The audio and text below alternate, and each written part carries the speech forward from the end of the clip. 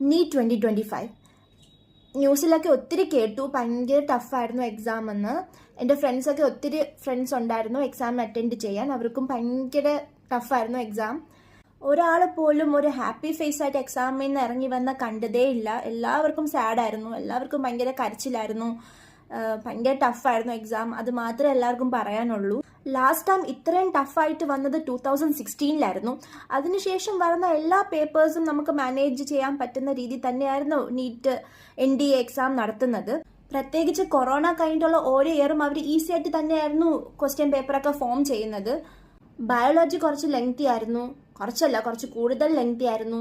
പിന്നെ അവർക്ക് 50 to 20 questions തന്നെ ബയോളജിയിൽ വിട്ടു, അവർക്ക് അറിയുന്നില്ല ആൻസേഴ്സ്. ഫിസിക്സ് ഭയങ്കര ടഫായിരുന്നു, കെമിസ്ട്രിയുടെ അകത്തും ടഫായിരുന്നു, ഭയങ്കര ടൈം കൺസ്യൂമിങ് ക്വസ്റ്റ്യൻസ് ആയിരുന്നു. ഇനി എനിക്ക് പാരൻസിൻ്റെ അടുത്ത് പറയാനുള്ളത്, നിങ്ങളുടെ കിഡ്സ് പഠിക്കാതിരുന്നിട്ടല്ല എക്സാം ടഫായി പോയത്, exam paper ടഫായതുകൊണ്ടാണ്.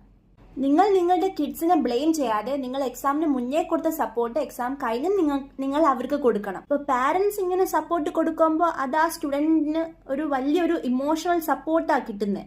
Exam paper tough ആയതുകൊണ്ട് തന്നെ കട്ട് ഓഫും നല്ല പോലെ ഡൗൺ ആവും. അപ്പം നിങ്ങൾക്ക് അതിൽ പേടിക്കേ വേണ്ട, നിങ്ങൾ ഡിസേർവ് ചെയ്യുന്ന ഒരു ഗവൺമെൻറ് മെഡിക്കൽ കോളേജിൽ നിങ്ങൾക്ക് കിട്ടുക തന്നെ ചെയ്യും.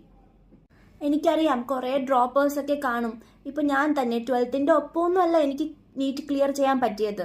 ഇപ്പം നമുക്ക് പോസിറ്റീവായിട്ട് തന്നെ ചിന്തിക്കാം, നമുക്ക് റിസൾട്ട് വരും, നല്ല റിസൾട്ട് ഉണ്ടാവും, നമുക്കൊരു നല്ല മെഡിക്കൽ കോളേജിൽ അഡ്മിഷൻ കിട്ടും, എല്ലാം പോസിറ്റീവായിട്ട് തന്നെ ചിന്തിച്ച് പോവാം.